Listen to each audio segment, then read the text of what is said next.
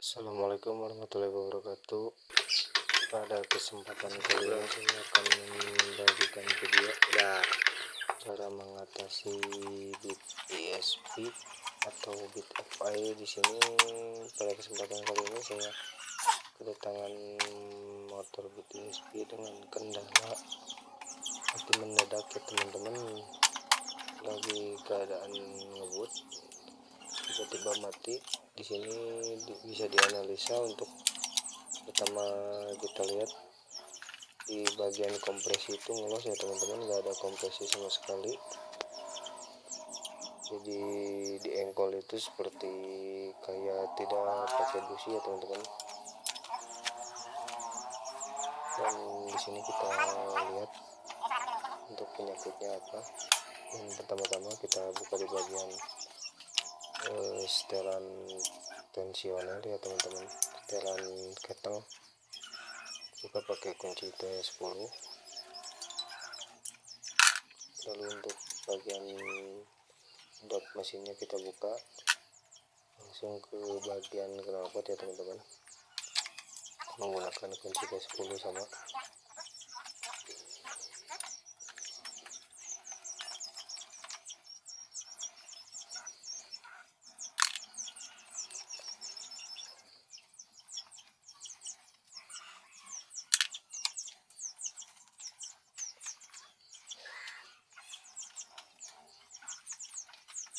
Lalu sudah itu tinggal lepas bagian baut 14 di bagian knalpotnya teman-teman ya.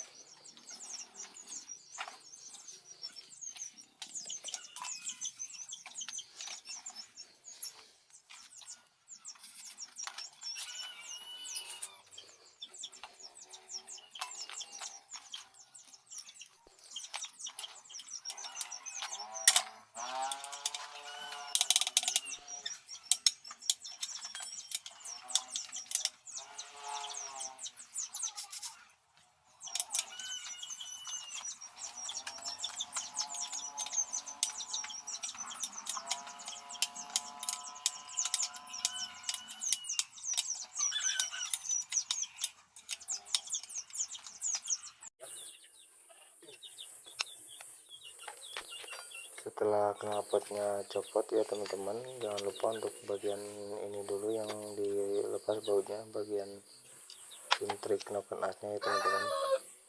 Lanjut ke bagian baut 12 untuk pengencangan cara melepasnya satu persatu ya teman-teman. Untuk di bagian baut tusuk sate maksud saya, bisa mungkin untuk cara melepasnya satu persatu. Untuk bagian atas langsung ke bawah ya teman-teman, supaya gampang untuk longgarnya merata ya teman-teman. Nah, sudah baut itu kita tinggal lanjut ke bagian baut 10 ya teman-teman. Dan untuk cara melepas ketangnya tinggal didorong aja ke kiri.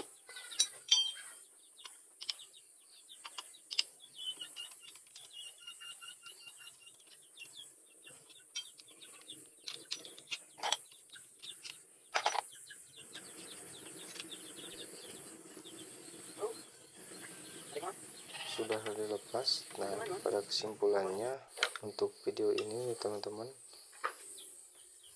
penyakitnya di bagian klep yang bagian X.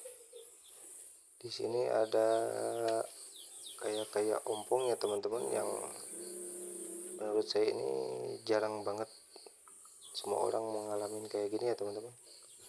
Jadi kayak langsung bolong teman-teman untuk bagian klepnya. Nah, di sini bisa dilihat disemprot pakai karbu cleaner juga langsung muncul ke atas ya teman-teman, bocor di bagian samping. Nah, sudah itu kita tinggal lepas untuk bagian pelatuk ya teman-teman. Kalau kayak bit karbu kan nggak pakai pengunci baut kecil ya teman-teman, jadi langsung didorong aja, digoyang-goyang langsung lepas. Ini harus dibuka dulu bautnya ya teman-teman.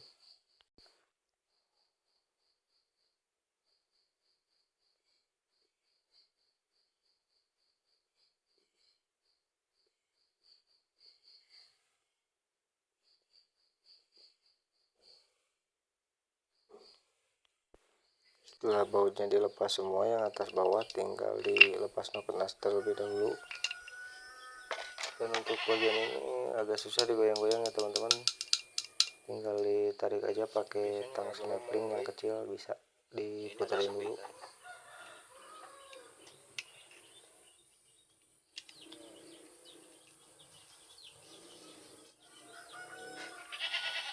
Nah di sini untuk pelatuk itu beda ya teman-teman. Untuk bagian X itu agak ada gak terlalu bulat, di ujungnya ada semacam besi lagi lancip. Dan untuk bagian in itu bulat sempurna ya teman-teman. Jadi bedanya di situ ya teman-teman. Jangan sampai terbalik karena di situ ada yang X itu penahan dekompresinya ya teman-teman. Lanjut untuk melepas bagian klepnya, kita tinggal dipukul-pukul aja pakai kunci busi biar kuku macannya lepas ya teman-teman.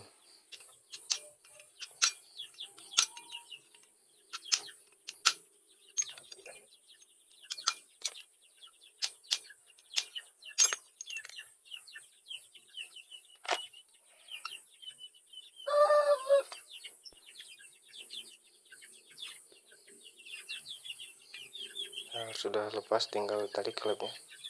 Untuk bagian in aman, dan untuk bagian klep bisa dilihat ya teman-teman.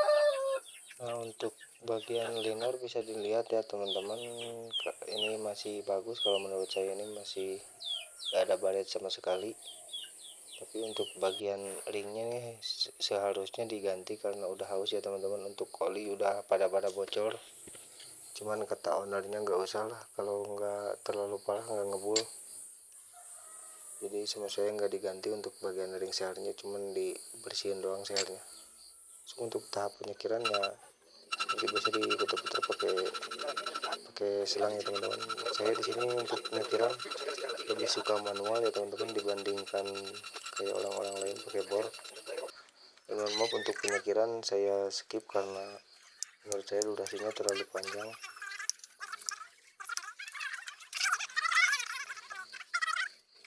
Lanjut aja kita untuk ke pemasangan bagian air klep sama kuku macannya ya teman-teman. Untuk bagian pemasangan diusahakan cuci busi pakai lap, dan untuk bagian klepnya tinggal ditahan aja pakai tangan. Setelah terpasang tinggal diketuk-ketuk, cara mengecek pas enggaknya kuku macannya ya teman-teman. Untuk bagian yang in juga sama ya teman-teman, ditekan-tekan, terus di bagian klepnya ditahan pakai jari ya teman-teman.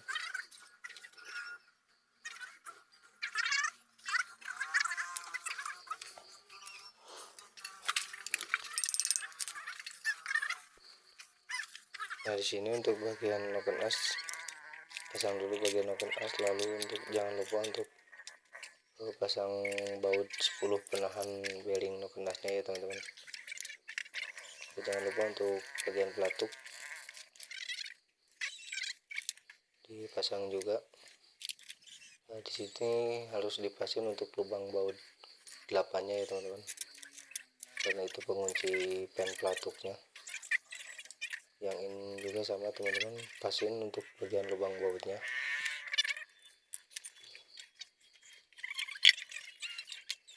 Lanjut aja kita ke pemasangan. Di sini saya lumasi dulu pakai oli, dan untuk bagian liner pun juga sama, kita lumasi dulu supaya gampang ya teman-teman.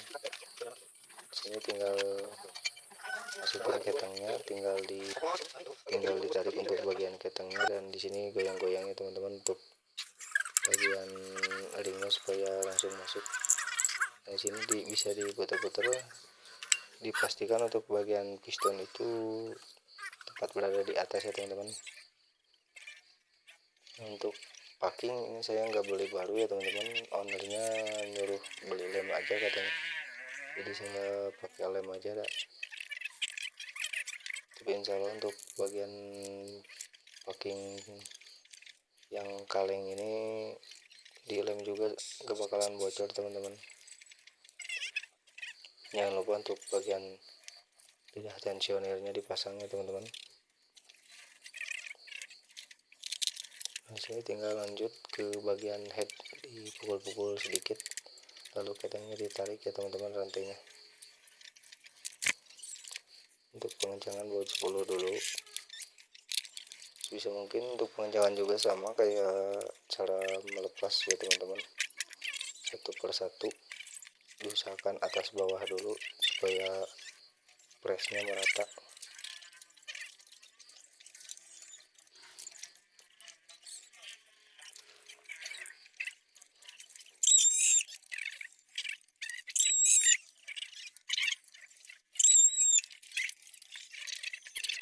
Nah, di sini untuk bagian setelan keteng diputerin dulu searah jarum jam ya teman-teman, supaya mentok ke atas, supaya gampang untuk cara pengencangannya.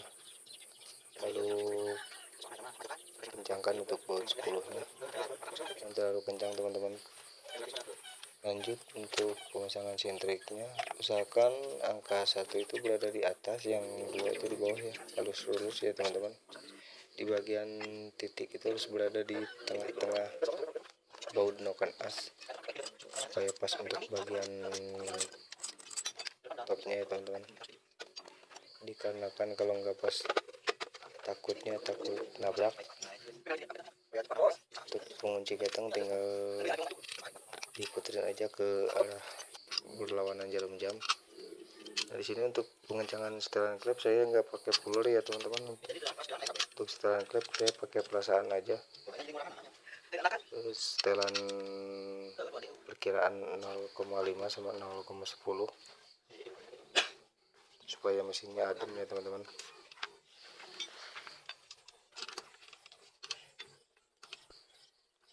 Lanjut di sini kita untuk pengecekan kompresi kembali ya teman-teman. Nah, di sini sekarang untuk menggunakan tangan pun agak ada yang keras-kerasnya dikit, kayak pertama ya teman-teman, ngelos banget. Kalau sekarang ada kerasnya. Lanjut ke pemasangan bagian knalpot. Jangan lupa untuk bagian dopnya kita pasangkan lagi teman-teman.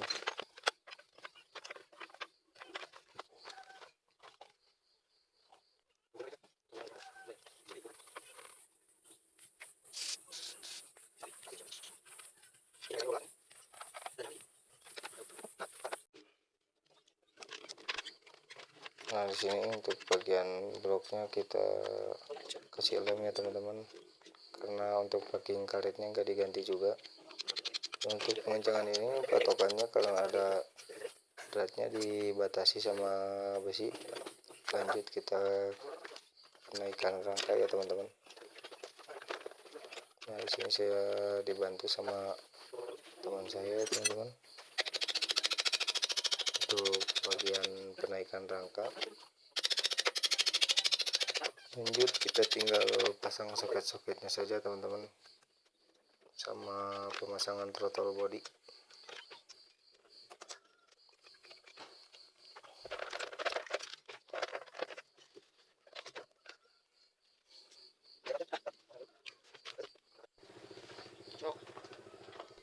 Nah, di sini kita langsung aja untuk tes jadi ke teman-teman, dan alhamdulillah untuk mesin langsung kembali normal, untuk penyakitnya langsung sembuh ya teman-teman.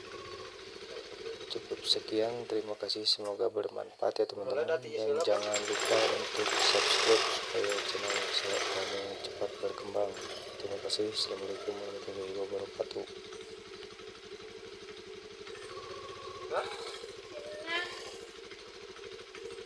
Wis, baru